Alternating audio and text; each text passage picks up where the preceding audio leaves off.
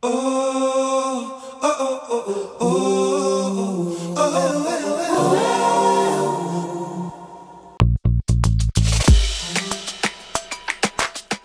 let me ask you a question. Yeah. This is a 24-year-old who is earning, or even a 23-year-old or a 25-year-old who's earning below 100,000. At what point will my 30% of my savings be able to afford me land? Right. Yeah, I'll be honest, man, that's a question I wouldn't say sleepless nights about, because I'm not the kind of person who stays up worrying, but I'm consumed by it, because as a business person, the goal is always to reach the widest market segment as possible. Why wouldn't I want to sell you land? Of course I do.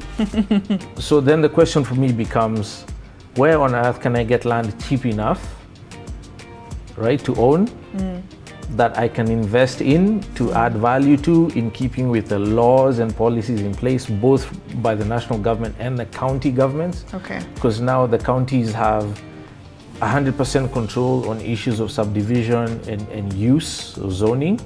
So you have to deal with two separate government entities. Where can I get land cheap enough to do all that legally and ethically, to sell to you for a profit that you can afford on your 100K gross salary, after expenses, after taxes, after blah blah blah, savings? You know, this is a question that we have to figure out. Yeah. And it's something that we're going to crack. I promise you, because it has to be done. Yeah. Because your generation represents our future. Yeah. And it's our future market. It's our now leaders, future leaders. Yeah. And so on. So it's something that's gonna need to be sorted out. And I can't say I have the answer yet, which is why we're having this convo. Hopefully, you can give us some insights on what we can do to make it work for you guys. Yeah. And also, please engage with us. I would love to know, these are just my thoughts. I would love to hear also from you guys, if there's anything that I've missed out in terms of, that we should put into consideration whenever we're putting together this product. But again, also, I would think about different things.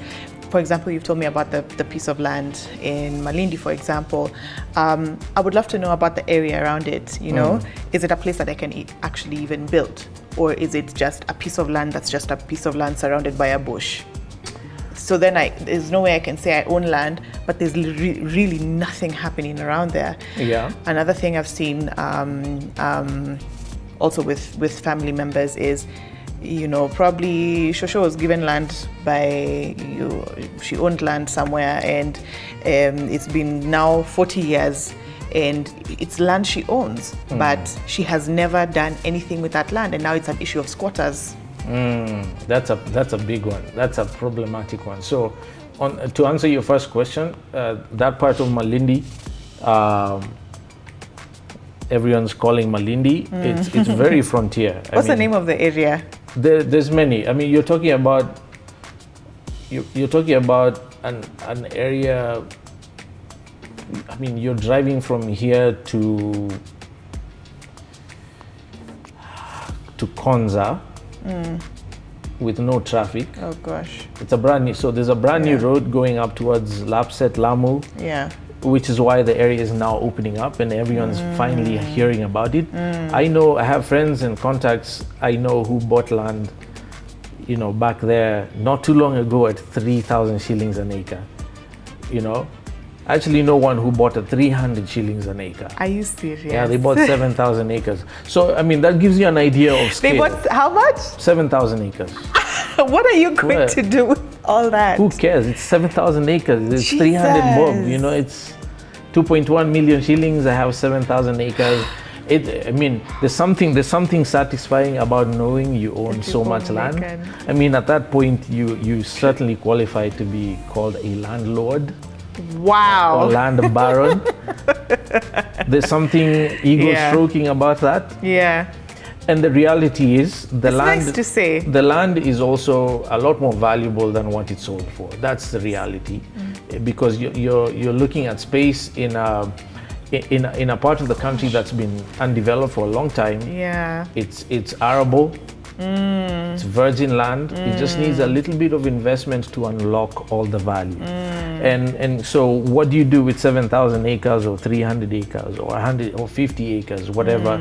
You know, all the people I'm privileged to know who've done that will spend 2.1 million shillings, for instance, with this particular individual, bought 7,000 acres, and took the title deed to the bank and said, I own 7,000 acres, Jesus, yeah. have it valued, whatever that value is, give me an open line of credit using it as security. Yeah. So all of a sudden, the 2.1 million shillings they spent buying the land has opened up a line of credit that's probably valued at 21 million shillings, right? So it's a no-brainer strategy to employ, to leverage on the asset.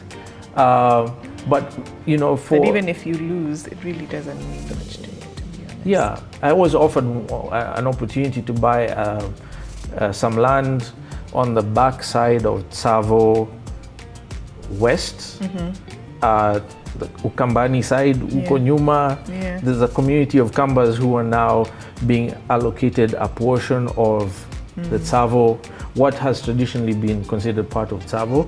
Government recognized that this was their ancestral land. We don't need all that space there for the wildlife. We need to give it back to the people. Yeah. So the same process was employed, adjudication. But many of these families, because of the poverty, don't have the money required to pay the government stamp duties and processing fees. So they will generally sell their place on the list to people like us all over the country or in the diaspora. And the gentleman who gave me the leakage on what was happening had shared that his mother bought 1,000 acres at 1,000 bob per acre. Right, that's 1 million bobs. Like if I had to borrow 1 million bobs, I'd sell my shoes, I'd sell whatever I needed to sell to own 1,000 acres, right? But then the question is, for the 20-something-year-olds who are earning 100K or 50K or 200K, whatever, how much of your income is left, and how do I participate in that? Because you have to. I mean, if you don't, it's important. That's why, you know, Sauti Soul said in the song, where were you when it was being gawanyod like bread? The fact is, there are many communities, especially from the Kikuyu zones, the Kikuyu communities, who somehow have this gift, this ability to mobilize themselves, even in small amounts, and take advantage of opportunities before the rest of us. It's a quality I admire about the Kikuyu community. I pray God, you know, sambazes that gift to the rest of us, especially those of us in Western Kenya. But this is the way it has to be done. And I always tell young people, don't discount yourself because you don't think you have enough money. Get together with like-minded people, your friends, family, your age group, people who want what you want and feel the way you do. Pull your money together and bust a move now. Because today is the cheapest the land is ever going to be. It doesn't matter where. Just start where you are now. And I think that was also a very big consideration, where you get to a point where you understand that you're no longer making just decisions for yourself. Saying probably that land will never be a consideration for me is probably justifiable to me, but I need to also understand that I have other people in my life who also are dependent of that decision. You know, so even not if not for myself, it would be for Made or for my brother, my younger brother, or my kids. How am I able to make sure that they don't start from zero? Because then you're a fool to allow your kids to start at the same point that you did.